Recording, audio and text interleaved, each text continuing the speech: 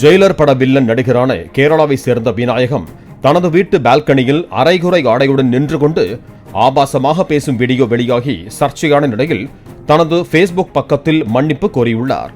அதில் ஒரு திரைப்பட நடிகனாகவும் ஒரு மனிதனாகவும் தன்னால் பல பிரச்சனைகளை சமாளிக்க முடியாது என்றும் தன் தரப்பில் இருந்து எதிர்மறை ஆற்றியதற்கு பொதுமக்களிடம் மன்னிப்பு கேட்டுக் கொள்கிறேன் எனவும் பதிவிட்டிருக்கிறார்.